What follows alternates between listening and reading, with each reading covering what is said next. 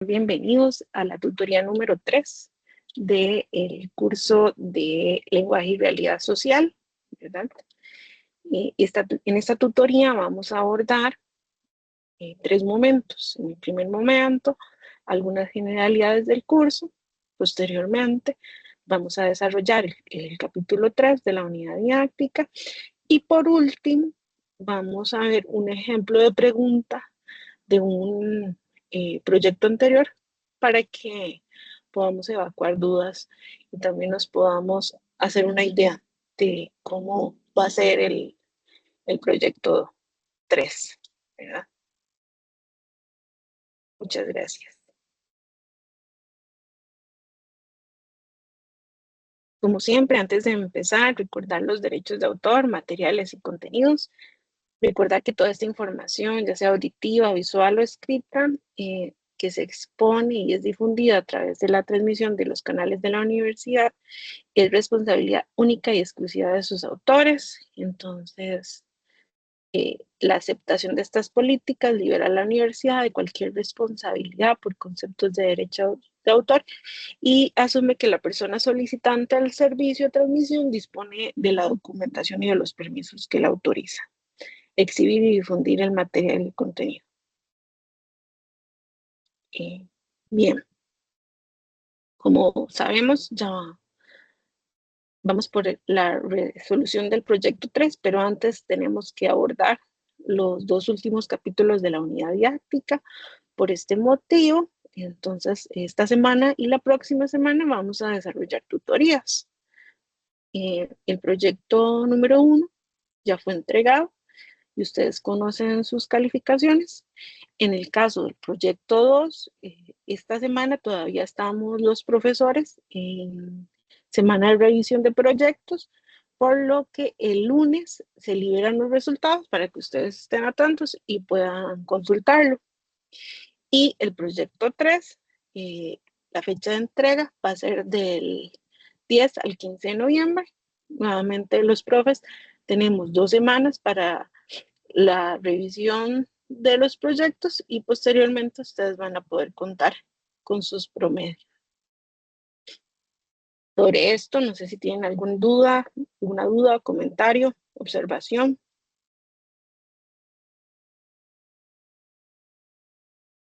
Continúo.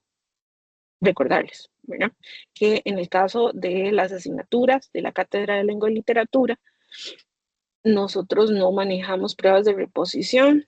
Entonces, el estudiante que se queda en esta asignatura, ¿verdad?, debe repetir porque no manejamos pruebas de ampliación. Recordarles la importancia de trabajar la orientación académica, también la importancia de estar revisando de forma constante la plataforma Aprendeu y en caso de encontrar o identificar algún problema, comunicarse con el PAT, ¿verdad? Recordarles también que en los anexos de la orientación académica van a encontrar una serie de pasos por si tienen dudas sobre el manejo del campus virtual.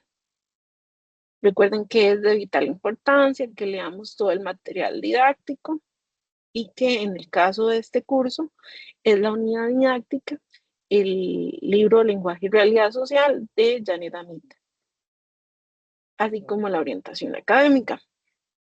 También que es deber de cada uno de ustedes ingresar al entorno de la asignatura y revisar semanalmente el foro de avisos y el chat interactivo con la persona docente asignada. Porque, por ejemplo, esta semana estamos en terceras tutorías, la próxima semana son las cuartas tutorías y todos estos avisos se dan por medio de estos chats. Y también recordarles la importancia de revisar la pestaña correspondiente al instrumento de evaluación que se le solicita en las orientaciones, la descarga de este instrumento, responderlo y entregarlo en la fecha asignada por la cátedra. Como les mencioné, esta semana, ¿verdad?, No hay descarga de instrumentos del proyecto, tampoco la próxima porque estamos en semanas de tutorías, pero ya para la semana del 10 al 15 sí van a encontrar el proyecto para su resolución. ¿Esa es la tutoría de ahora? Sí. También recordarles que todo instrumento de evaluación se debe subir al entorno en la pestaña correspondiente y en formato PDF. A veces pasa que, por lo menos en una de las entregas, uno de los documentos viene en Word, ¿verdad? Y recordarles que el formato debe ser PDF. Y también recordarles que si no se presenta uno de los instrumentos, implica casi la pérdida de la asignatura, ¿verdad? Porque el porcentaje del 100% se distribuye en los 3 proyectos. También recordarles que es plagio insertar material ajeno, presentarlo como propio, también la transcripción literal de textos de información de Internet, entre otros, por ejemplo, el uso de inteligencia artificial en los instrumentos de evaluación. Y en caso de que se compruebe que hubo plagio, se expone a la invalidez del instrumento y a las sanciones académicas correspondientes. También recordarles la importancia de incluir esta información cuando le escribimos a los docentes, ¿verdad? Por ejemplo, yo tengo un grupo del Centro Universitario de Alajuela y 3 grupos de San José. Entonces, pues tengo estudiantes con los mismos nombres y esa información en serio le permite a uno identificar al estudiante y la situación que debe resolver. Entonces, súper importante que incluyan esta información. Por ejemplo, en la primera tutoría yo les comenté que el cuatri pasado tuve 2 estudiantes que tenían los mismos apellidos, pero estaban en grupos diferentes y por un error mío yo confundí los promedios de uno de los proyectos con estos 2 jóvenes y entonces pues no tenían la nota que les aparecía en el entorno, ¿verdad? Y gracias a esta información pues pude resolver el problema de forma pronta y de forma oportuna. Entonces, recuerden esta información.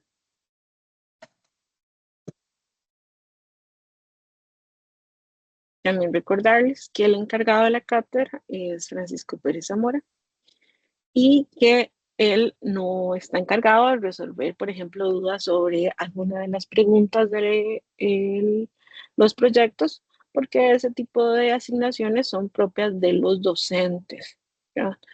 Es entonces importante que ustedes tengan en consideración que él va a responder estrictamente consultas sobre resultados de apelaciones en subsidio, omisión o registro equivocado de notas en el historial académico. También recordarles sobre el uso de redes sociales como fuentes de información de este curso, porque ningún otro medio que no sea Aprendeu se considera un medio oficial de la Cátedra de la Literatura. Entonces, es siempre importante que estemos al tanto de Aprendeu, ¿verdad? Del entorno y estemos también en comunicación constante con los profesores, de modo que evitemos malentendidos, chismes o equivocaciones. También les comento que, por ejemplo, una vez el año pasado, en el primer cuatrimestre, una estudiante me mencionó en su apelación que había conversado con otro estudiante del curso y él había dicho que yo le había calificado diferente, ¿verdad? Entonces, esto no es un argumento válido, ¿verdad? No debemos de confiar de informaciones que se den por estos medios, sino la está dando el profesor, ¿verdad? Por los medios oficiales, Entonces, para que lo tengamos en consideración. Sobre esta información preliminar, no sé si tienen alguna observación, comentario. Yo tal vez me gustaría hacer hincapié en el punto 8 que ahorita abordamos sobre el plagio. Siempre que los profes revisamos los proyectos, identificamos el uso de inteligencia artificial, ¿verdad? Y como es de conocimiento de todos, el uso de este tipo de fuentes de información no son autorizados para este curso. En este curso, no, en la cátedra, no es que satanicemos el uso de estas fuentes. Sin embargo, dado los propósitos y el enfoque del curso, los profesores necesitamos que los estudiantes hagan uso del libro, que se evidencie la lectura, comprensión de los contenidos que estamos estudiando, de forma que el estudiante muestre en sus trabajos la comprensión de los contenidos. Porque es muy común, por ejemplo, encontrar estudiantes con respuestas muy parecidas, ¿no? Que probablemente las obtuvieron de inteligencia artificial y que no están malas, pero no tienen el enfoque que tiene la unidad. Entonces ahí ya es posible constatar que hubo búsqueda en otras fuentes. También cuando hay estilos de escritura muy diferentes y uno se da cuenta que pues una parte la escribió una persona y la otra probablemente lo escribió una fuente de internet.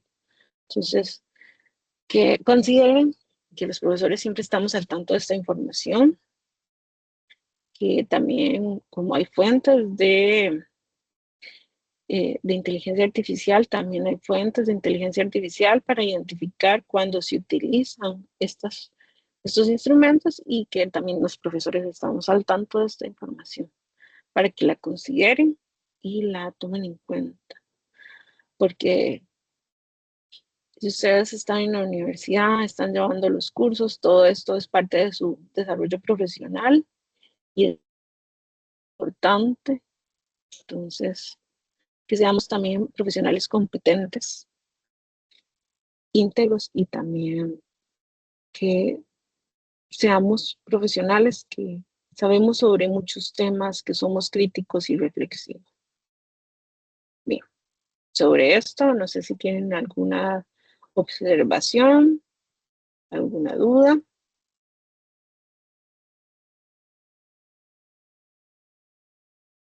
Muchas gracias. Entonces,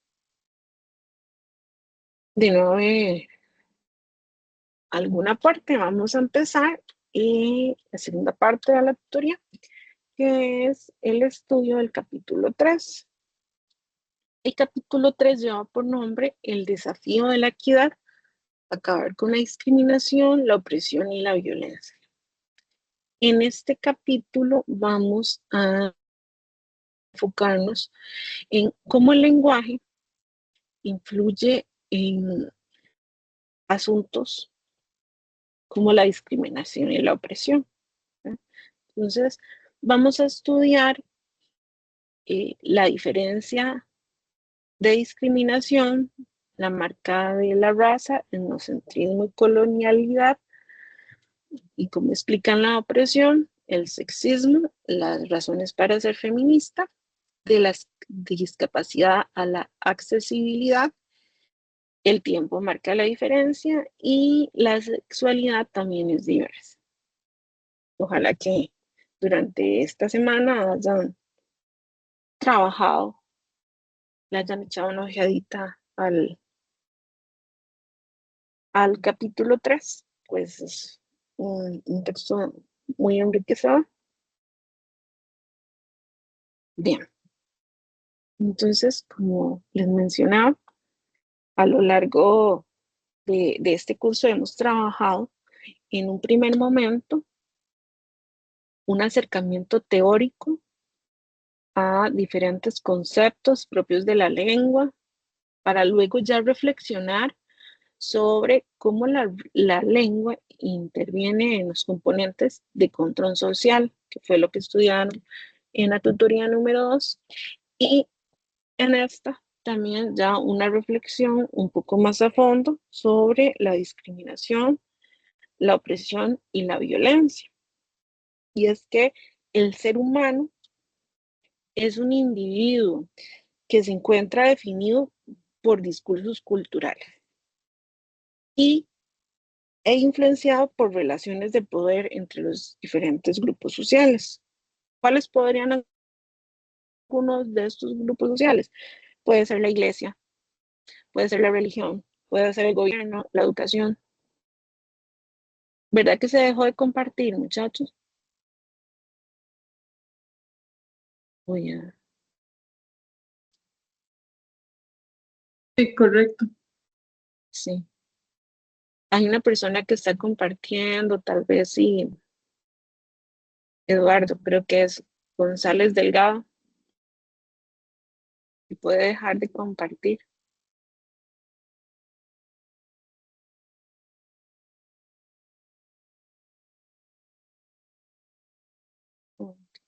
Ya le digo, profe, él es el estudiante con problemas auditivos, entonces voy a decirle, Ujú, yo estoy gracias. tomando el apuntes el día de hoy a él. Muchas gracias. Mucho gusto.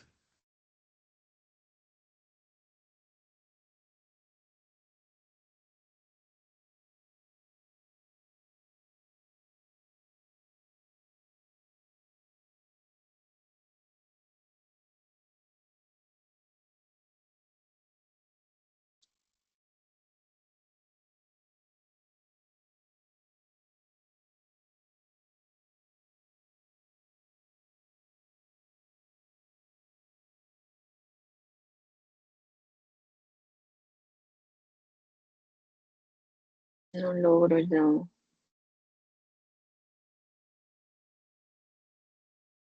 compartir. Vamos a...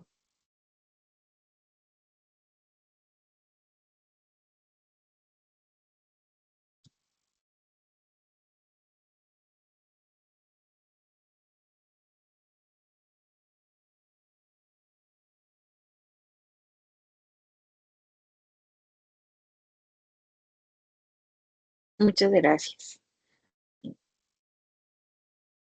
por la ayuda del tutor de Eduardo. Bien, entonces, como les decía, el ser humano se encuentra definido por discursos culturales que se encuentran influenciados por las relaciones de poder entre los grupos sociales, ¿verdad? Y que algunos de estos grupos sociales van a ser la religión, el gobierno, la educación a través de las políticas educativas. Y esto está claramente relacionado con las diferentes creencias intersubjetivas de los grupos de poder y cómo estas creencias van a limitar la definición de lo humano, de lo normal, de lo bueno, de lo correcto, y van a originar sistemas de opresión. ¿Eh? Algunos de estos sistemas de opresión van a ser el racismo, el sexismo, la xenofobia y la homofobia. Estos sistemas de opresión los vamos a estudiar hoy a lo largo de esta tutoría y vamos a ir identificando que si bien la realidad social es rica en diversidad cultural y en buena teoría, para todos nosotros esta diversidad no debería ser motivo de conflicto o problema. Las personas diferentes o lo diferente eh, establece escalas, ¿no?, de valor que discrimina y excluye a otros grupos. Y es que la sociedad es quien establece estas escalas. Entonces, vemos que el problema no es ser diferente, sino en que la sociedad establezca estas escalas de valor que discriminan y excluyen a muchos otros grupos.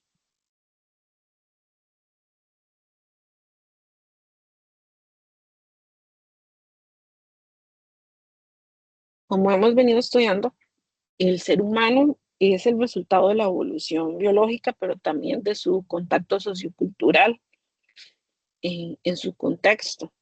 Entonces, genéticamente, el ser humano al nacer es un individuo objetivo, pero en su contacto con el entorno, vamos viendo cómo quienes tienen más poder van a producir discursos excluyentes y desiguales que se van a interiorizar en el inconsciente de las personas, se van a dar como normales y estos discursos van a ser excluyentes, desiguales y van a permear la visión de mundo de las personas. Hasta acá, no sé si tienen alguna observación, alguna consulta, comentario, aporte. Ven que este tema pues nos interpela a todos como sociedad. Entonces, si quieren hacer cualquier comentario, tienen los micrófonos abiertos para esto. Bien, ahora vamos a trabajar de la diferenciación a la discriminación. Y antes de abordar esta parte, me gustaría que reflexionemos sobre esta pregunta. ¿Qué pasa cuando las personas no logran ver en nosotros un ser humano semejante? ¿Qué respuesta podríamos dar a esta pregunta?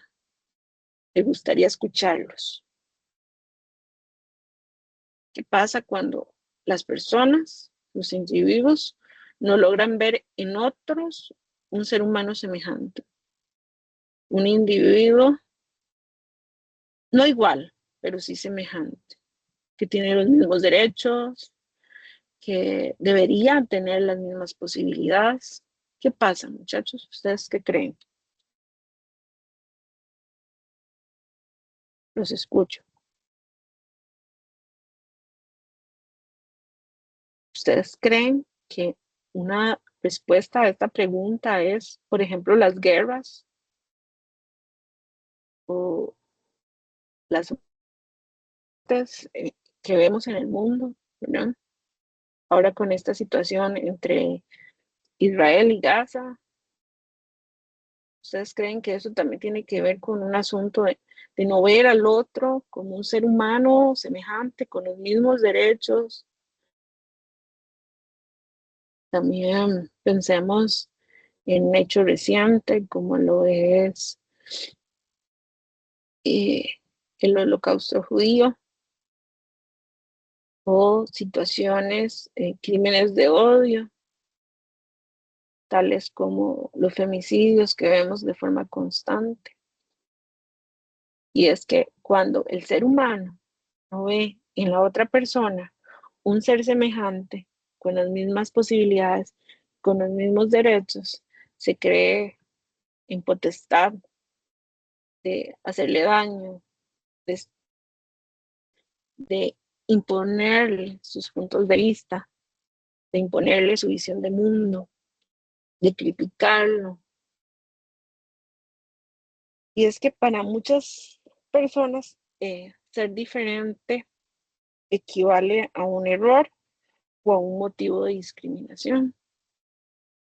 Pero como lo hemos desarrollado a lo largo de este curso y como ciudadanos hemos podido comprobar que las diferencias no deben de ser motivo de discriminación. Podemos ver, por ejemplo, cómo la cultura o los grupos dominantes establecen lo que el ser humano debe considerar como natural. ¿Eh? Asuntos tan básicos como, por ejemplo, la apariencia física, el peso de una persona, el uso de dispositivos médicos, por ejemplo, como los anteojos, Por ejemplo, un bastón, ¿ok? En este caso vemos que la lengua da significado a lo diferente. Por ejemplo, desde la gramática vamos a ver esta diferenciación entre lo que yo soy y lo que es los demás. Por ejemplo, entre los pronombres yo, tú, usted, vos, él, ella, y cómo estos pronombres van a sustituir el nombre propio de las personas.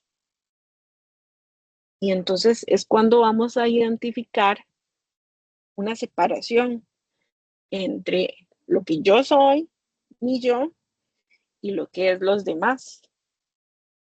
Entonces, esta diferenciación es entre el nosotros y los que vienen de otras partes, por ejemplo.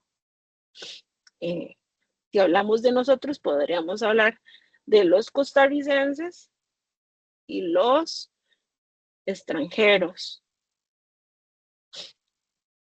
o de los católicos y las personas pertenecientes a otras religiones, de las personas que pertenecen a la izquierda como ideología política, de las que pertenecen a la derecha.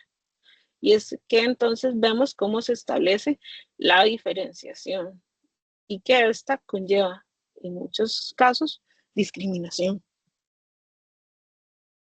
Y podríamos entonces decir que lo familiar, lo cercano, se encuentra en oposición a lo poco conocido y a lo lejano. En el momento en el que nos encontramos actualmente, podemos identificar que los seres humanos somos más conscientes de la diversidad y de la vida de las otras personas en las otras partes del mundo. Yo recuerdo a mi abuelita, que murió hace 16 años, y ella siempre tenía como una especie de rechazo a toda la cultura oriental, la comida, las costumbres. Y este rechazo era claramente porque eran costumbres, comidas diferentes a lo que ella estaba comúnmente acostumbrada. Actualmente, y siguiendo este ejemplo, la línea de este ejemplo, vemos cómo más bien las personas le encantan, por ejemplo, ir al barrio chino y comprar comidas, ingredientes que utilizan en Corea, en China, en Japón, ¿verdad? Porque vemos cómo la sociedad va a sustituir la identidad del individuo por un nombre, por una nacionalidad, un número de identificación, y vemos cómo la existencia del individuo se valida por estos signos. Difícilmente una persona que no tenga, por ejemplo, un número de cédula pueda tener acceso a los servicios de salud, pueda ser matriculada en una institución educativa, ¿ya? Pueda ser reconocida como ciudadano de un país.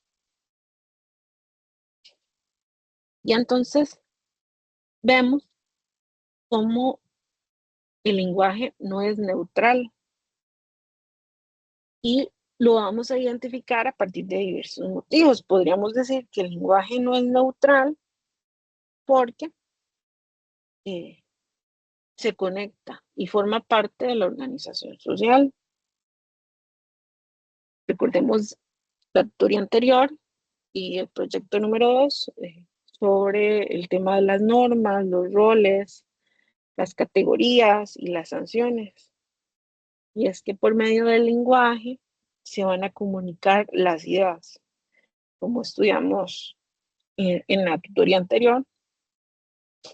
Se van a también comunicar los postulados y se va a convencer al ser humano de la veracidad de estas ideas y de por qué son importantes. Y también vamos a identificar que el lenguaje no es neutral porque si lo relacionamos con la discriminación, las culturas tienen expresiones con diversidad de significados, es decir, además del significado literal, una palabra puede tener connotaciones ya sea positivas o también con connotaciones neutrales o negativas. Y entonces, esta diversidad de significados se llama también significados emocionales. Entonces vemos por este motivo que el lenguaje no es neutral. También recordemos lo que estudiamos en la tutoría 1, en el capítulo 1, sobre cómo para que se dé el comunicativo y este proceso sea exitoso, el receptor del mensaje debe interpretar y dar un significado a este mensaje. Bien, hasta acá, no sé si tienen alguna observación, comentario, aporte, me gustaría escucharlos. De lo contrario, la tutoría se vuelve un poco tediosa, porque si ustedes participan, pues es más enriquecedor. Ustedes tienen ejemplos bastante oportunos y que enriquecen este proceso. Bien. Estos significados, ¿verdad?, son emocionales, como les dije, y conllevan el uso de apodos con connotaciones negativas. Por ejemplo, en Costa Rica, si una persona dice diputado, no piensa como que sea una persona que es miembro del poder legislativo, que fue electa por voto popular, ¿no?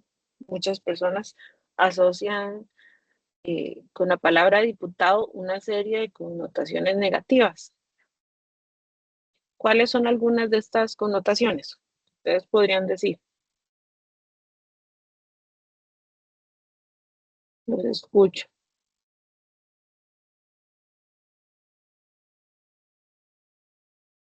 ¿Cuáles son algunas connotaciones negativas que se asocian, por ejemplo, con una palabra como lo es diputado?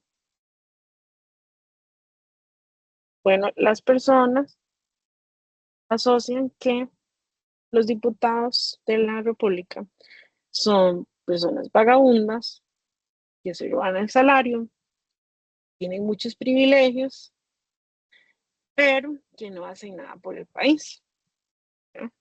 Por ejemplo, en Costa Rica, a la palabra inmigrante también se le connotan una serie de significados.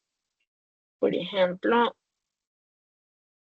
ahora con toda la situación de los inmigrantes venezolanos o los inmigrantes nicaragüenses, entonces la gente también se les asocia a ellos con que son ladrones, son asesinos, son responsables de la inseguridad ciudadana del país. También se le asocia que son personas que le vienen a quitar el trabajo a los costarricenses.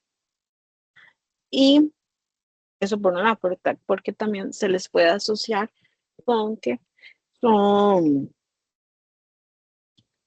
personas que más bien son unos vagabundos, que vienen a hacer uso de los servicios de salud, que vienen a usar lo que es de los costarricenses. Por ejemplo, la palabra homosexual tiene una serie de connotaciones. Cuando un hombre le dice a otro hombre playo, ¿no?, probablemente esté haciendo referencia a sus sentimientos, a ciertos comportamientos que para esa persona pueden ser femeninos y por lo tanto son un insulto. También la palabra homosexual se relaciona con la depravación sexual, se relaciona con relaciones que no son bien vistas en la sociedad.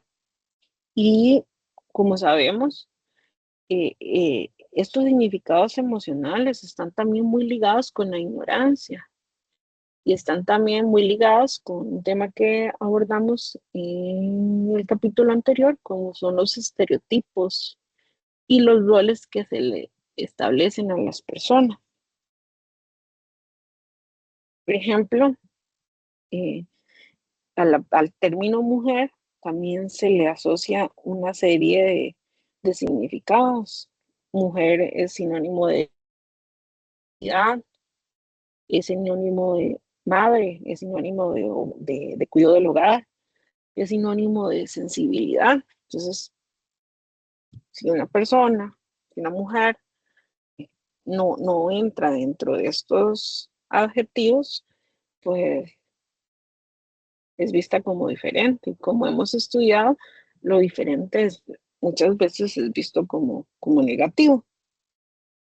Y entonces vamos a ver que estos términos también tienen que ver con el uso de los eufemismos. Los eufemismos son palabras que tienen connotaciones claramente ofensivas y negativas, pero no, su significado no es como de uso cotidiano o de uso común. Entonces, van a sustituir a otras palabras que pueden ser ofensivas. Y es que por medio del uso de eufemismos vemos que se disfrazan distintas formas de opresión y también distintas formas de violencia.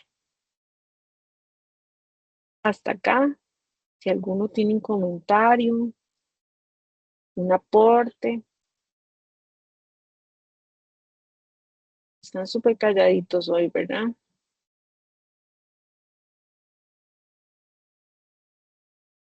Bien. Ahora vamos a ver esta relación del yo y el otro, ¿verdad? Esta relación de lo conocido con lo desconocido. Y en nuestra cultura occidental, la clasificación suele ser siempre dualista. No hay intermedios. O es una cosa o es otra cosa. No, no hay posibilidades de escala de grises, como se dice comúnmente. Y esta clasificación dualista también establece oposición entre dos valores. Por ejemplo, entre el bien versus el mal, la derecha como ideología o postura política versus la izquierda, el cielo versus el infierno. También en esta concepción dualista, lo conocido y lo desconocido, el yo y el otro. Y esta clasificación dualista se va a extender a otros criterios biológicos. Por ejemplo, un criterio de este tipo podría ser el aspecto físico. Entonces se establece diferencias entre hombre y mujer, entre las edades, por ejemplo, niño versus adulto, niño versus anciano, joven versus adulto, y también los rasgos físicos, una persona delgada versus una persona gorda, y, o, o también podemos ver bonito versus feo, una persona con discapacidad o una persona con toda su, sin ningún tipo de discapacidad, una persona enferma, una persona sana, una persona con una condición física determinada en contraposición a otra persona sin ninguna otra condición, ¿verdad? También esta clasificación dualista la vamos a ver en las formas de pensamiento que tienen que ver con las creencias. Por ejemplo, el católico versus el evangélico, o el cristiano versus el musulmán, o también en actitudes u opiniones, ¿no? Que tiene que ver, por ejemplo, con estas posturas políticas que estábamos haciendo referencia. Y también otra forma de clasificación pueden ser las personas que pertenecen a otra clase económica. Por ejemplo, clase baja versus clase alta. Y los que tienen mayores ingresos en contraposición a los que no tienen ingresos o tienen ingresos reducidos. Y en cuanto a los estilos de vida, también esta clasificación se puede ver con la orientación sexual, heterosexual, en contraposición a una persona homosexual, a una lesbiana y a otras clasificaciones que se han ido descubriendo, ¿verdad? Sobre este tema, no sé si tienen alguna observación, comentario, aporte, duda. Ok.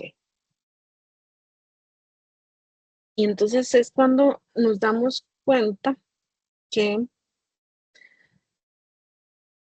a veces con el uso de conceptos generales y que pensamos que son inclusivos, por ejemplo, como el de humanidad para referirse a un conjunto de todos los individuos, seres humanos, o cuando hablamos de expresiones como todo el mundo, estamos omitiendo identidades, estamos omitiendo historias y estamos omitiendo formas de vida.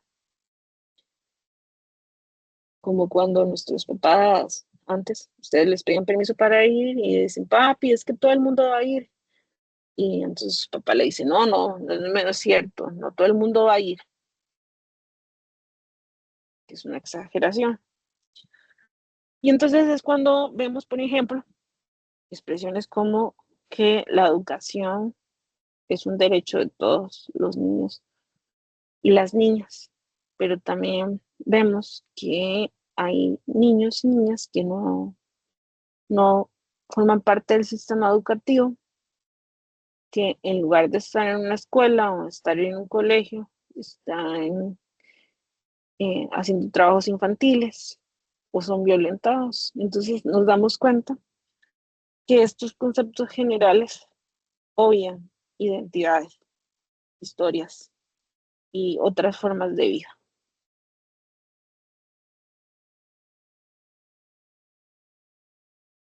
Ahora vamos a trabajar también los términos, el tema de modernidad y emancipación.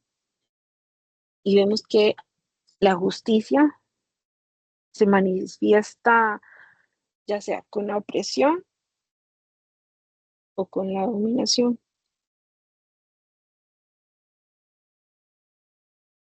Porque son sistemas restrictivos que impiden el desarrollo de las personas y el ejercicio de sus capacidades individuales o colectivas, así como de la expresión de sus necesidades, la expresión de sus pensamientos, de sus sentimientos.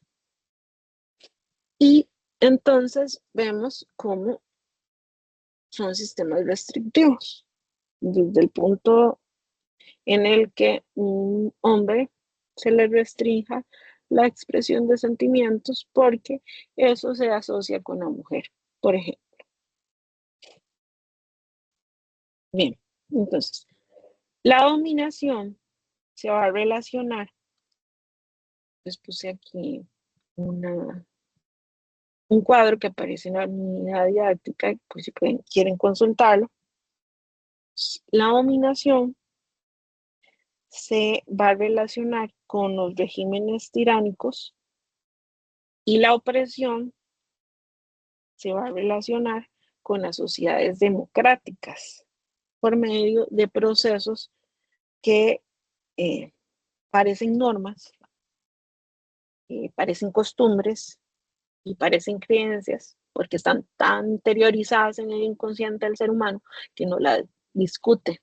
Entonces, veamos que Young propone 5 tipos de opresión. Está la explotación, puede ser relacionada con la del trabajo, o la estratificación social, con la división de clases que estábamos estudiando, ¿no? Esto es una forma de opresión. El hecho de que no todas las personas tengan acceso a los mismos servicios, a servicios básicos como lo es la salud, como lo es la educación, a necesidades, a poder cubrir necesidades básicas como la alimentación. También vamos a encontrar la marginalización, también la pérdida de poder, cuando a las personas se les restringe su posibilidad de comunicarse, su posibilidad de decidir. Y eso influye desde desde muchos aspectos, decidir, por ejemplo, qué estudiar. Y sería algo tan básico como, por ejemplo, pensar ahorita que hay carreras que sí son de mayor demanda porque son carreras asociadas con la globalización, la industria, el comercio, la economía. Pero si una persona tiene deseo de ser artista, de estudiar música, de estudiar pintura, ¿verdad? Entonces, como esto va a influir en sus deseos de poder decidir cuál va a ser su enfoque profesional. También la violencia es una forma de opresión. Luego, más adelante vamos a ver los diferentes tipos de violencia. Puede ser desde la violencia física hasta la violencia psicológica. La violencia patrimonial, cuando no se puede hacer uso de sus bienes. Y también el imperialismo cultural, que es esta doble conciencia. Y cómo se nos impone un pensamiento de lo que es bueno, que es correcto y lo que debe de ser, ¿verdad? Y cómo este pensamiento se relaciona considerablemente con la inferiorización de otros estilos de vida, de otras religiones, de otras posturas, de otras formas de vivir. Bien, no sé si tienen alguna observación sobre esta parte. Ustedes ven, estos temas que estamos abordando, pues son cotidianos, todos lo conocemos, todos somos ciudadanos del mundo y como ciudadanos del mundo sabemos que esto pasa, ¿verdad? Lo que, como también les señalé, muchas veces esto está tan interiorizado en nuestro inconsciente que lo damos por normal y validamos situaciones de injusticia, de violencia. Pero uno de los propósitos del curso es reflexionar sobre nuestro papel y cómo esto conduce nuestras vidas. Ahora vamos a trabajar la discriminación, ¿verdad? La discriminación es un término que se utiliza para referirse a la distinción y a la separación. La distinción también se va a relacionar con un trato desigual hacia otra persona, ¿verdad? De hecho, hay términos que se utilizan, por ejemplo, en la máquina estadística, la discriminación. yo como docente, en evaluación se utiliza el término discriminación porque dice que, por ejemplo, una prueba, para que una prueba sea exitosa y evalúe correctamente lo que se quiso, ¿verdad? El objetivo, la mitad de los estudiantes debe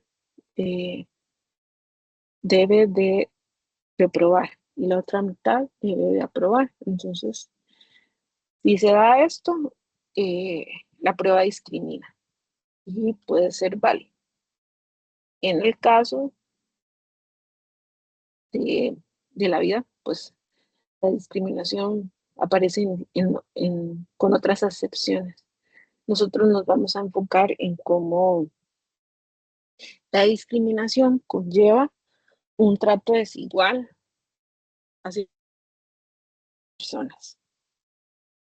Y dentro del pensamiento social, la discriminación va a interactuar con imaginarios sociales, va a interactuar con estereotipos y prejuicios, y es que la convención social propone la existencia de una norma y de una normalidad, ¿verdad? Entonces, lo que nosotros consideramos como normal, lo que es bueno, lo que es malo,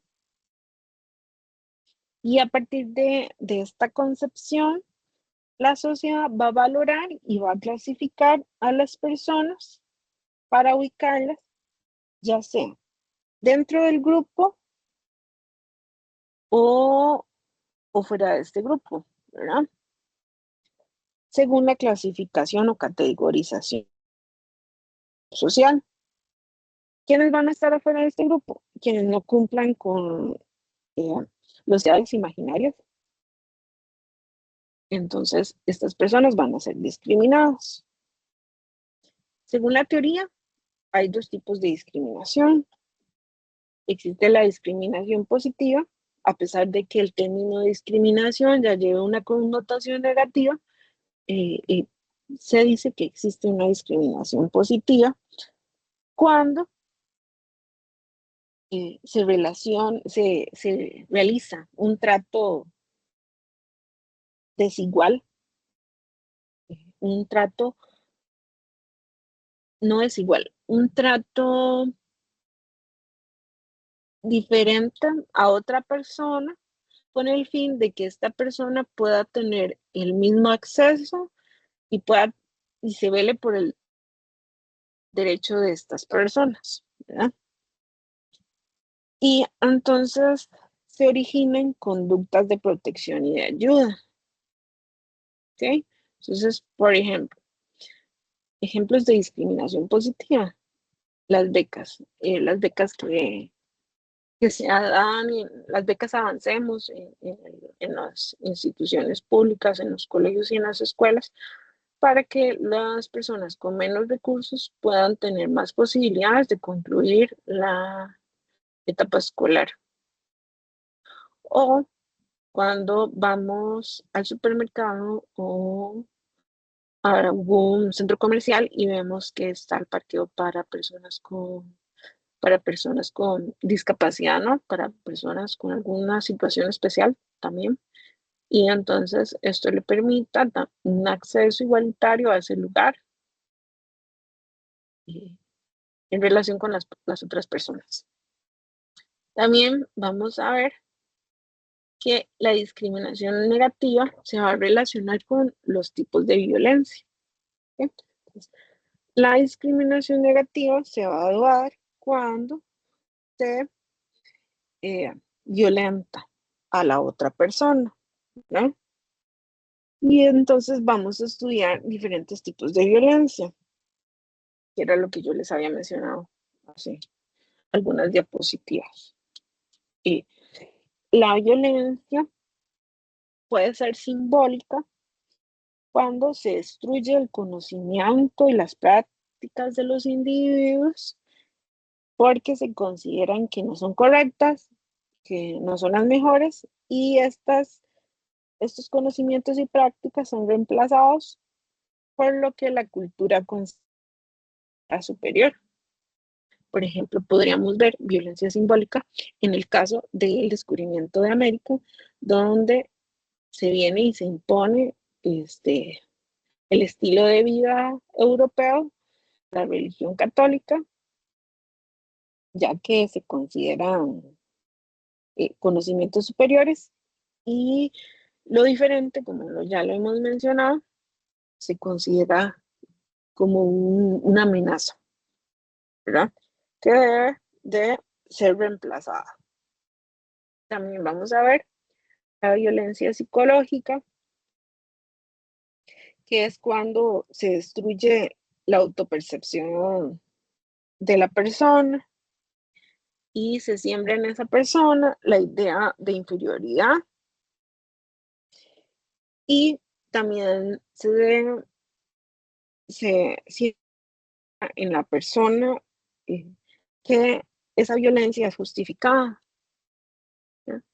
Esta violencia psicológica se da mucho en las relaciones sociales, ya sean las relaciones amorosas, donde en una pareja le hace creer a la otra que la violencia que recibe es justificada, o cuando también se daña la, la percepción de la persona al punto de que se cree sin ningún tipo de valor. También vamos a ver violencia económica y patrimonial cuando se niega el acceso a los bienes y a las ganancias de las personas.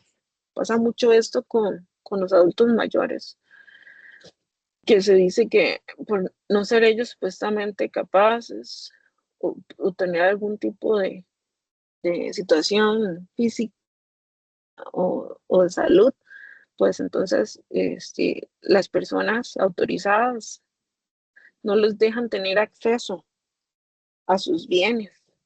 También está la violencia legal, y esta violencia legal va a estar relacionada con cuando la opresión es legitimada por la ley, por la violencia. Por ejemplo, y indistintamente de, de las posturas, de los valores de cada uno, ahora que el presidente de la República derogó la ley para el aborto terapéutico, entonces vemos que muchas personas podrían decir que hay violencia legal porque está legitimando una práctica que podría atentar contra la salud de las madres en embarazos de alto riesgo. Bien, hasta acá, ¿algún comentario, aporte al tema que estamos desarrollando?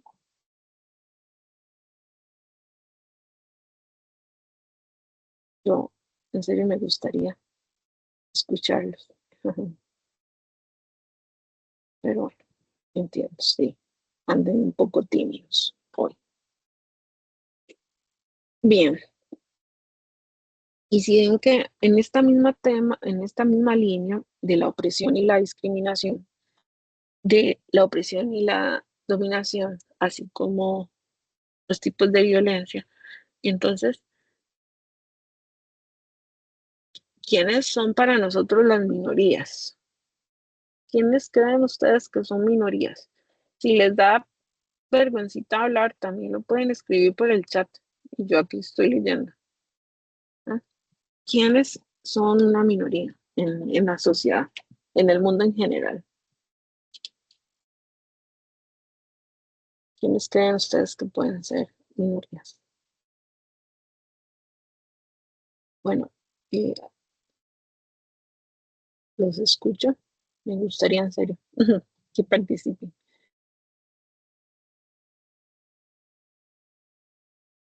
Bueno, algunas minorías se consideran, por ejemplo, las personas con una preferencia sexual diversa.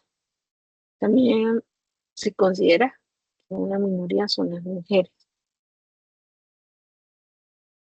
Otra minoría son las personas que pueden que pueden profesar alguna religión diferente. También los extranjeros en un país que no es el suyo. ¿Okay? Y es entonces que vemos que las minorías constituyen una parte menor respecto a la mayor parte de la población. Por ejemplo, en Costa Rica, si hablamos de religión, la mayoría es el 70% de la población, según el censo, profesa la religión católica. Entonces, y el 30% profesa la religión evangélica. Entonces, los evangélicos son una minoría. ¿Okay?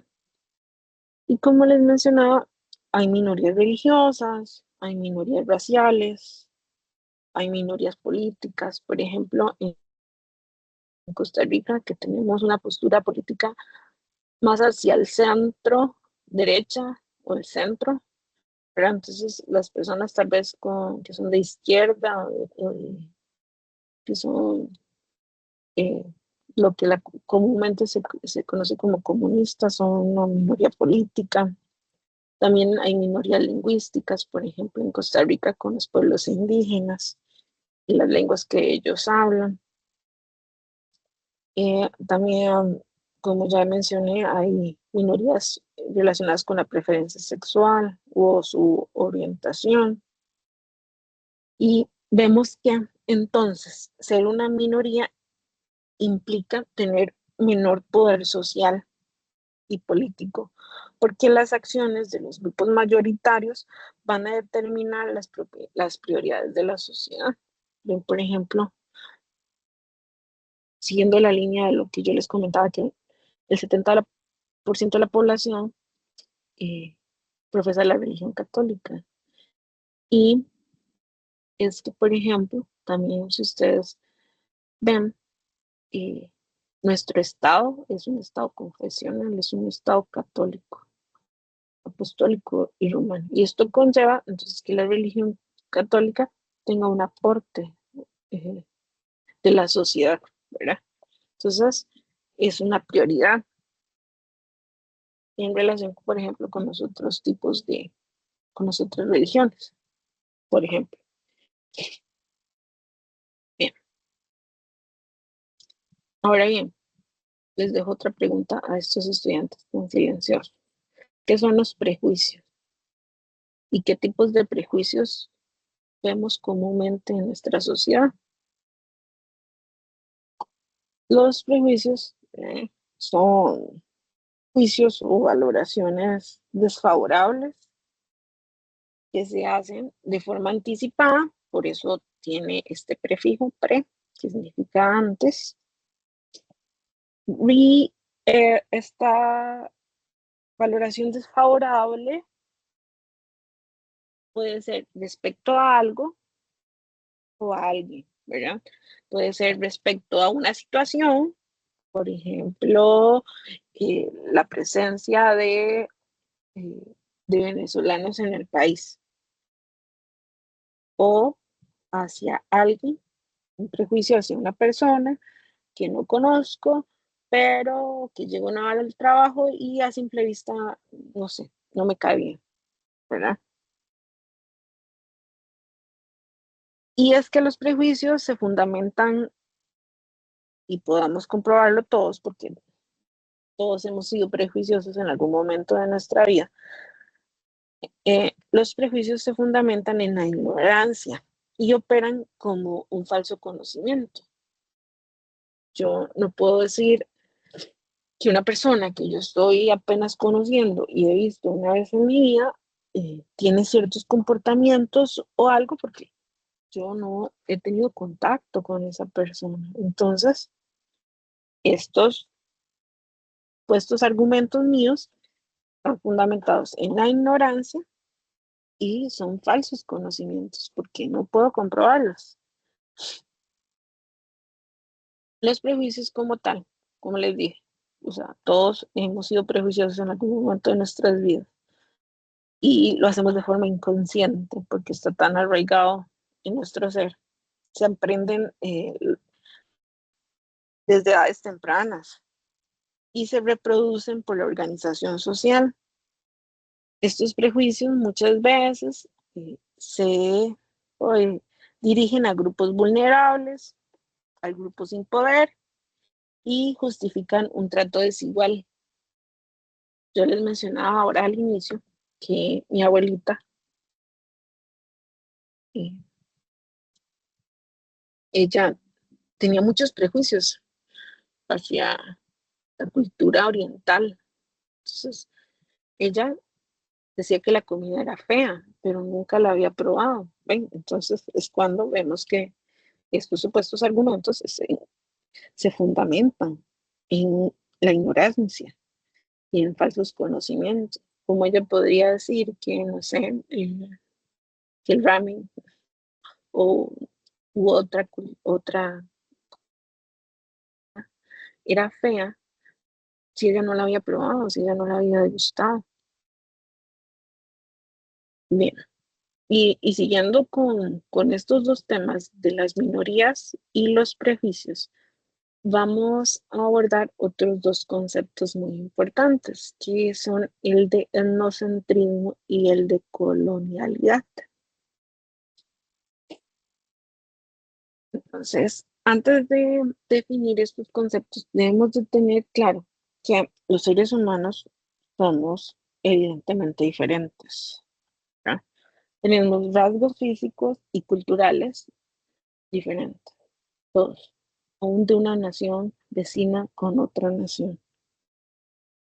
Pero vemos que esta diferencia radica en que muchas veces se valida excluir a un grupo y negarle la dignidad y los derechos. Y entonces vemos que esta diferencia es creada por los grupos sociales. Por ejemplo, cuando un grupo de personas valida que a las personas extranjeras no se les dé atención en los servicios de salud. Entonces, esta diferenciación es radical y está fundamentada en tal vez en estereotipos sociales que niegan la dignidad y los derechos de las personas, que también las excluyen. ¿Eh? Entonces, vemos que este control de las fuerzas de poder asegura una cierta superioridad y un privilegio. Ahora bien, teniendo en consideración esta información, vamos a definir los conceptos. El etnocentrismo es cuando para cada persona su perspectiva del mundo está determinada por la comunidad a la que pertenece. Y esto hace que lo propio sea considerado mejor. Entonces, vemos que el etnocentrismo se da cuando la cultura propia de un grupo social o etnia se convierte en el criterio dominante para definir lo humano y organizar la realidad social, imponiendo sin considerar la historia, el contexto, el punto de vista de otras personas.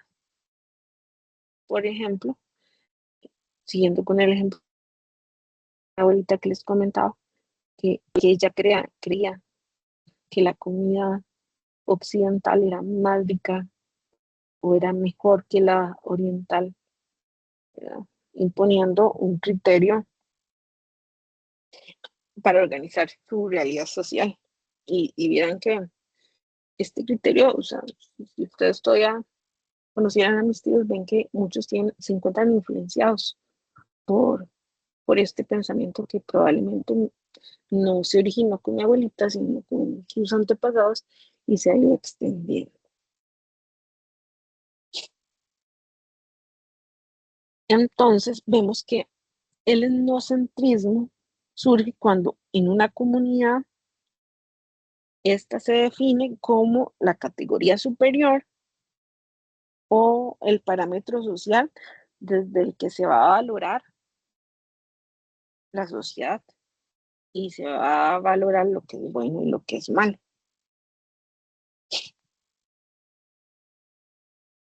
La raza, por el contrario, se va a definir como el resultado de una clasificación hecha a partir de diferencias físicas que son percibidas entre las personas. El término raza, entonces, vemos que es un término social y no biológico. Los parámetros que se establecen para esta clasificación son meramente sociales y meramente biológicos. Entonces, por medio de del uso de este término, vamos a ver que se naturaliza una concepción cultural erróneamente se propone como una clasificación biológica, que era lo que yo les decía, pero que en realidad es una categoría social y que por lo tanto va a discriminar y va a oprimir a ciertos grupos por sus rasgos físicos y por su origen étnico. Y es que vemos que las personas no pertenecen a una raza, sino que han sido racializados, y la raza no está ni en el color de piel ni en la cultura, sino está más bien en los signos impuestos que impiden ver al otro como un semejante. Y eso está muy relacionado con lo que hablábamos de la clasificación dualista, ¿verdad? Nosotros y los otros. Yo y el otro.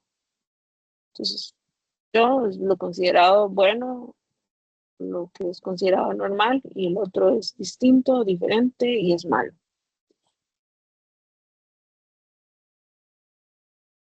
Y entonces vemos que el uso de este término raza como criterio de clasificación es completamente cuestionable, ¿verdad? No lo podemos tomar como un parámetro válido. Porque estas clasificaciones del ser humano, de acuerdo a sus características físicas, siempre van a conllevar a lo que conocemos como racismo. Ahora, siguiendo este video, vamos a ver que las castas es otro tipo de clasificación relacionada con la opresión y la violencia y la dominación, ¿verdad? En la colonia se implementó un sistema de castas, un sistema basado en la supuesta pureza de sangre. Entonces, dependiendo de la casta de las personas, tenían límites o ventajas. Y entonces, por ejemplo, si se representa esta casta como una pirámide, en la parte más alta se encontraban los españoles, luego los criollos son los mestizos, los indios ya en la parte más baja, junto con los negros y los mulatos. Y entonces, dependiendo de la casta de las personas, ahí van a tener ciertos límites y ciertas ventajas. Aunque esto nos parezca un poco antiguo, todavía puede tener cierta vigencia. Pues en algunas sociedades se considera relevante hacer una clasificación de las personas de acuerdo con su herencia biológica. Por ejemplo, en Estados Unidos se les pide a los habitantes indicar su grupo racial. Entonces deben de clasificarse como blanco, negro, afroamericano, asiático, hispano. Y sin irnos muy lejos, en el censo realizado en el 2011, una de las preguntas iba enfocada en que las personas se clasificaran como indígena, como persona blanca, como mestizo. Y entonces vemos que es un tema que está vigente. Y estos temas de las castas nos lleva a otro muy importante, que es el de la esclavitud. Como categoría social, la esclavitud ha estado presente a lo largo de toda la historia. La esclavitud se explica por medio de los privilegios y de las riquezas de las clases sociales altas. Y esto se relaciona mucho con las particularidades como el racismo y cómo este articula con otras formas de opresión, como son el clasismo y la xenofobia.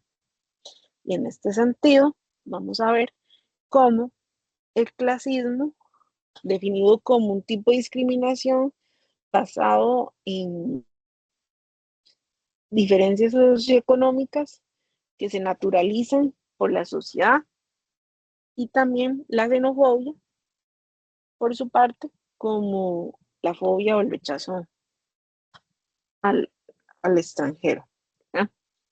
Entonces, resulta sumamente importante que consideremos cómo estas formas son formas de opresión que legitiman la discriminación, por un lado, fundamentada en las diferencias sociales, y por otra, naturalizando el rechazo, el miedo y el odio al extranjero.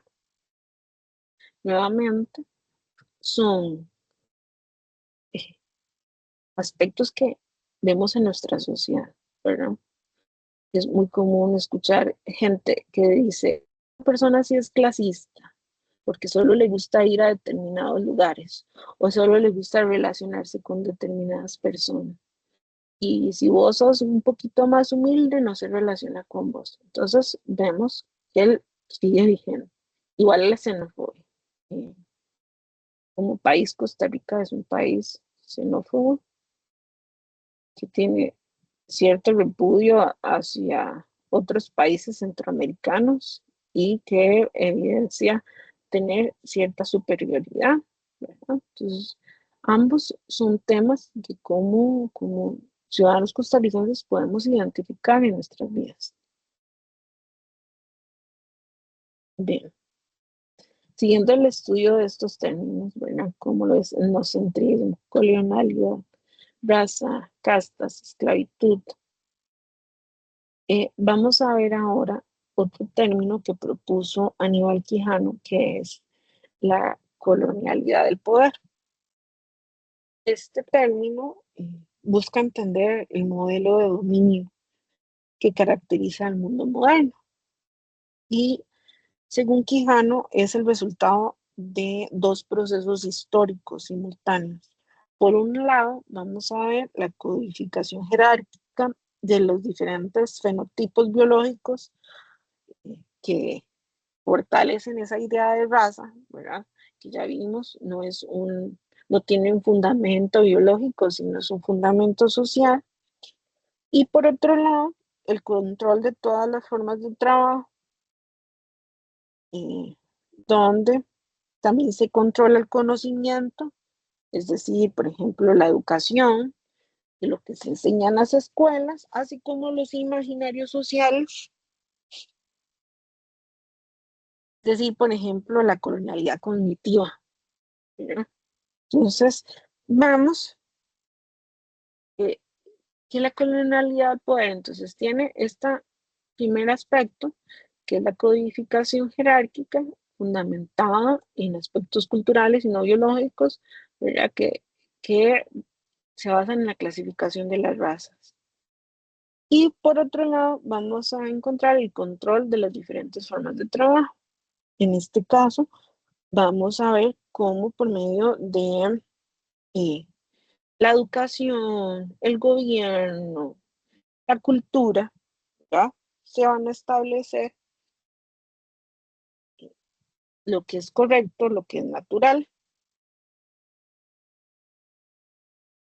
Y entonces vemos que la xenofobia, como rechazo al extranjero se relaciona con esta colonialidad de poder para poder controlar y naturalizar ciertos comportamientos en la sociedad.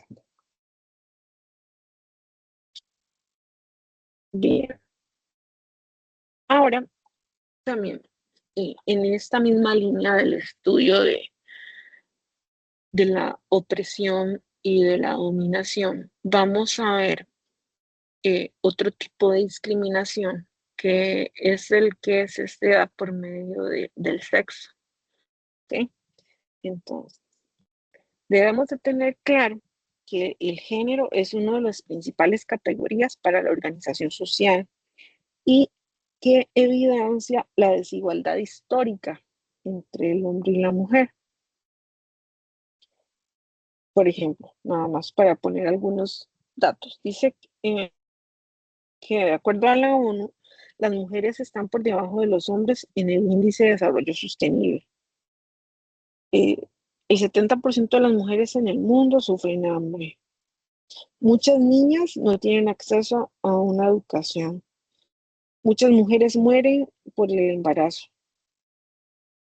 y por la carga desproporcional del trabajo. Estos son solo algunos aspectos.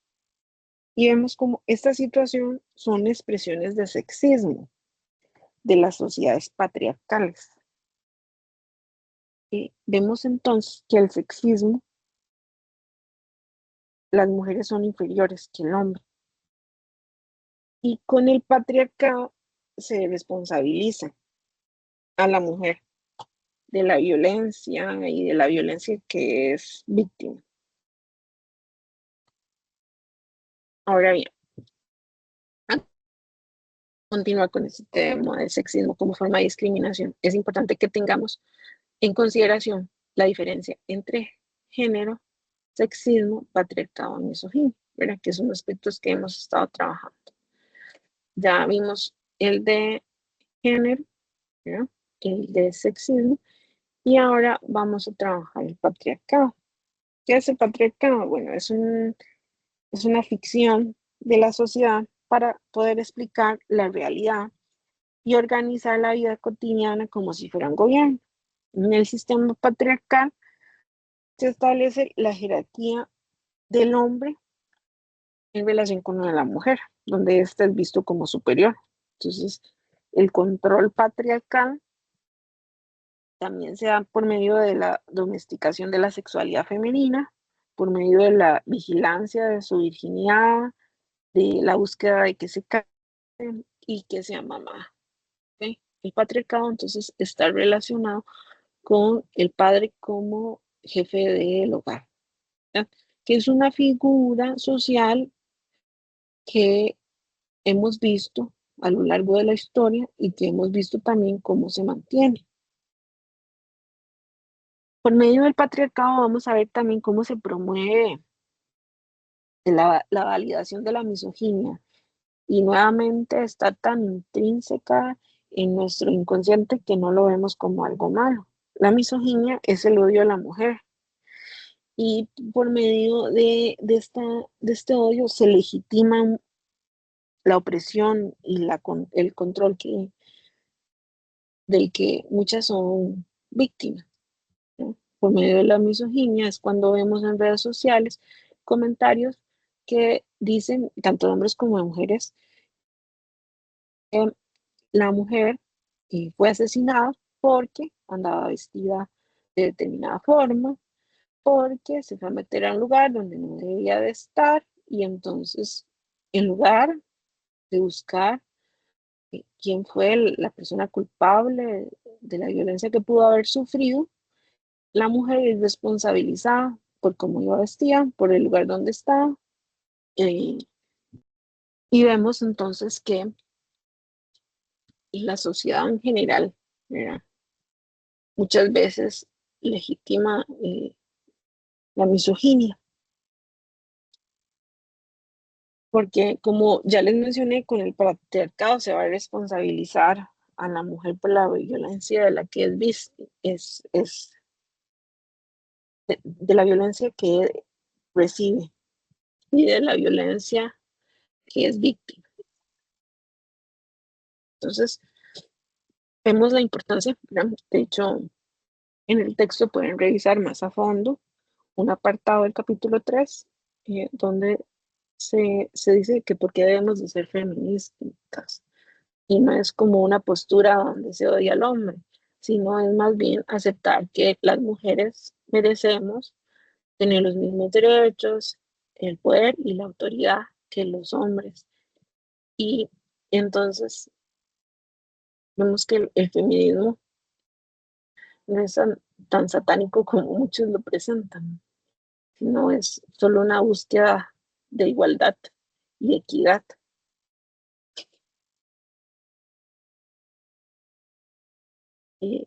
En esta línea vemos que entonces el sexo y el género no son sinónimos, porque el sexo es biológicamente, hay hembras y hay machos, con características fisiológicas determinadas.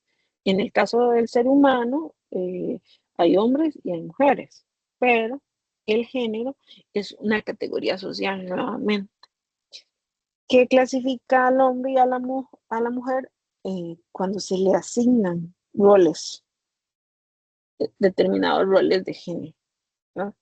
Eso también lo estudiamos en el capítulo anterior, cuando estudiamos que los roles es una categoría es un componente de control social en el que se establecen determinadas acciones, papeles, comportamientos, en este caso a los hombres y a las mujeres. Cuando hablamos, por ejemplo, del aprendizaje de roles, vamos a ver que estos son comportamientos que se van a asociar a los hombres y mujeres y que son determinados por la cultura y la historia. Y es que no estamos, la vida no es un guión de una película donde debemos de representar a cabalidad el papel, ¿verdad? O sea, no es posible que, por ejemplo, los hombres no puedan expresar sus sentimientos porque se cree que la sensibilidad es un rol femenino. Y entonces tenemos a muchos hombres oprimidos, tenemos a muchos hombres con problemas de salud mental, ¿verdad? Entonces, es un asunto que tenemos que trabajar, tenemos que reflexionar y como sociedad todavía tenemos muchos retos para mejorar. Otra forma de opresión o de dominación es la discapacidad, ¿verdad? Entonces, eh, porque como estudiamos ahora sobre la discriminación, la discapacidad es una condición objetiva. ¿Por qué se considera que es objetiva? Porque puede ser física o cognitiva. Y es el resultado de considerar a cierta característica como una debilidad o una necesidad, porque limitan la actividad de la persona. Entonces, muchas veces como sociedad se asocia el término discapacidad al término incapacidad, pero esto no es así, porque verlo de esta forma es un estereotipo, es reproducir un discurso social que por tanto tiempo se ha dicho y que tanto daño le ha hecho a una población donde se infantiliza, donde se menosprecia, y esto hace que muchas veces eh, la discapacidad sea vista como un estigma social y entonces no se ve como lo que es un problema de asuntos de derechos humanos, un asunto de equidad, de ofrecerles a todas las personas las oportunidades para desarrollarse y poder lograr eh, que su vida eh, sea lo que ellos deseen, ¿verdad? Entonces, vemos cómo se discrimina a las personas a partir también de este término, ¿verdad? que es la discapacidad. Por lo tanto, en la unidad didáctica, si ustedes estudian un poco más a fondo, vamos a ver que se busca que como sociedad migremos de todos estos estereotipos que se le han impuesto a la discapacidad para verlo más como una forma de accesibilidad de todos, a los mismos derechos, a las mismas posibilidades. Otro elemento con el que se discrimina es la edad, ¿verdad? Y aquí les puse una pregunta sobre cuáles son algunos desafíos para cada edad. Por ejemplo, la sociedad impone para un bebé el desafío de aprender a sentarse, a poder mantenerse erguido, luego poder alimentarse, poder caminar. En la niñez, ir a la escuela, aprender a leer, aprender a escribir. En la juventud, poder estudiar y desarrollarse como un profesional. En la vida adulta, establece como desafíos el independizarse, el poder desarrollarse como una persona exitosa en un ámbito profesional y laboral. Y vemos que entonces la edad es una categoría social y es una categoría también de control, porque establece posibilidades y limitaciones para cada etapa vital, como las que estaba mencionándoles hace un momento. Y vemos entonces que cada edad tiene desafíos particulares, pero también vemos que la sociedad, ¿no?, y los grupos de poder establecen algo que se considera como adultocentrismo, que es centrarse en las personas adultas y que éstos tengan más privilegios sobre, por ejemplo, los niños, los jóvenes y los adultos mayores. Entonces, muchas veces este adultocentrismo hace, por ejemplo, que a los adultos mayores se les infantilice, se les menosprecie y no se les vea el potencial que ellos tienen. O, por ejemplo, que a los jóvenes se les vea como la escoria social, como lo peor que existe, como que no hay futuro para, para el mundo, porque ellos son cada vez peores. Todo esto va en la línea del adultocentrismo. Sin embargo, como sociedad estamos intentando valorar y dar espacios, ¿verdad?, para las personas jóvenes en ámbitos como la cultura, la política, el arte, y valorando los aportes y todo lo que pueden dar todavía las personas adultos mayores.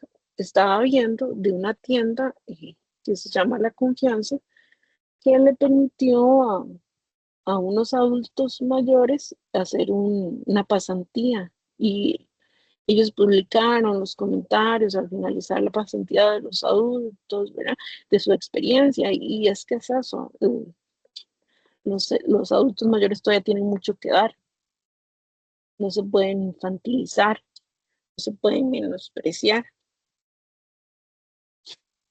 Bien, otra forma de discriminación es la sexualidad, y esto va muy de la mano con la clasificación dual que hablábamos de hombre y mujer, de que solo existe una relación heterosexual, ¿verdad?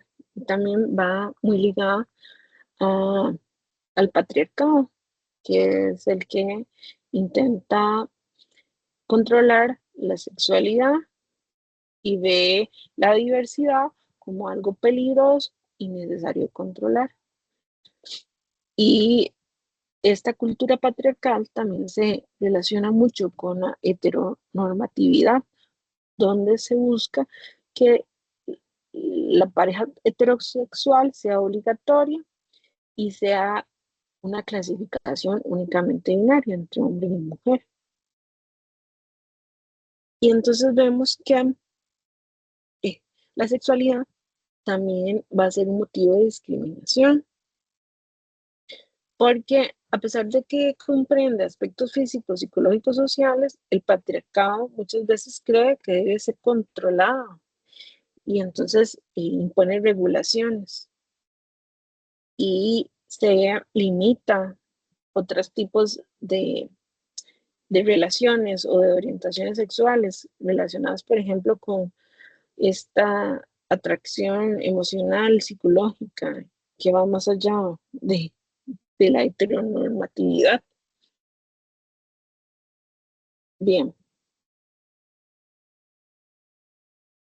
una vez abordado estos dos temas, este último tema, concluiríamos con la segunda parte de la tutoría. Me gustaría saber si tienen alguna duda, opinión, aporte a todo lo que hemos desarrollado durante esta tutoría.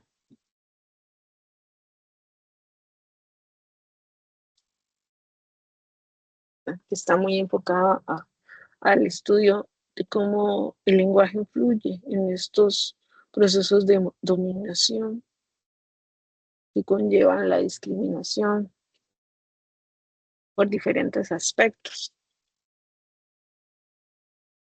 En caso de no haber algún comentario o intervención, procedería a ejemplificar la pregunta de un proyecto pasado para que puedan tener un poco más de perspectiva de cómo podría ser esta pregunta.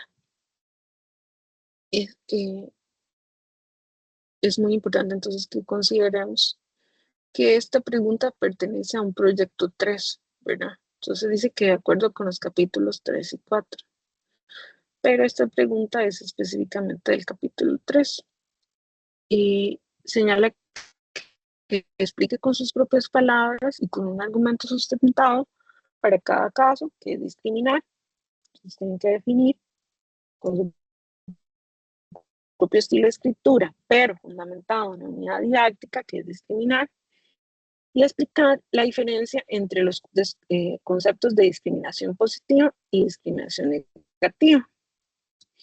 Y por último, explicar un ejemplo diferentes a los que vienen en la unidad didáctica que ilustren cada uno de estos conceptos de discriminación positiva y discriminación negativa. Entonces, por ejemplo, según lo que estudiamos hoy, resultaría importante decir, ¿verdad?, que la discriminación es un tipo de diferenciación, ¿verdad? Ahí ustedes pues desarrollan un poco más este concepto para luego también definir que la discriminación positiva es cuando, por un lado, desde la ley y el gobierno se intenta establecer formas para que las personas puedan tener igual acceso que todas las otras personas. Y la discriminación negativa, que está relacionada con los diferentes tipos de violencia que estudiamos, ¿verdad? Y luego los ejemplos de discriminación positiva, ahora como yo les mencionaba, por ejemplo, las becas de, de, la, de Avancemos o los servicios de salud para personas extranjeras, también ejemplos de discriminación negativa cuando se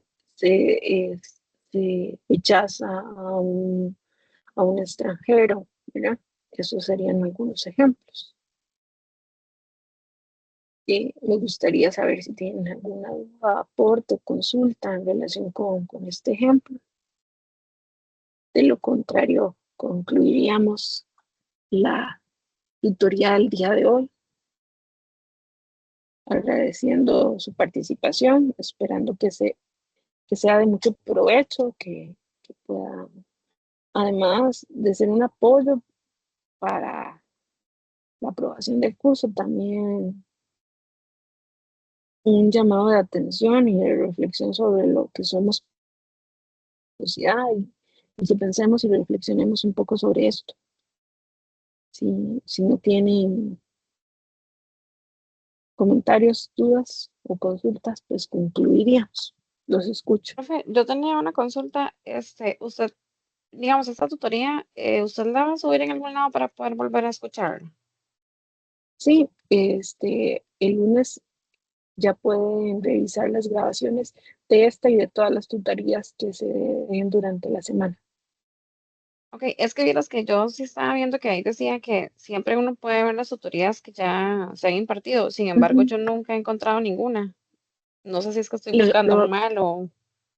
vas a encontrar en el mismo enlace donde, bueno, no en el mismo, pero sí en la misma parte de AprendeU, donde encuentras los links para poder ingresar a las reuniones, vas a encontrar Ajá. otro documento donde vas a encontrar los links para revisar las grabaciones de las tutorías. Ah, ok, ok. Perfecto, gracias. Sí, con mucho gusto.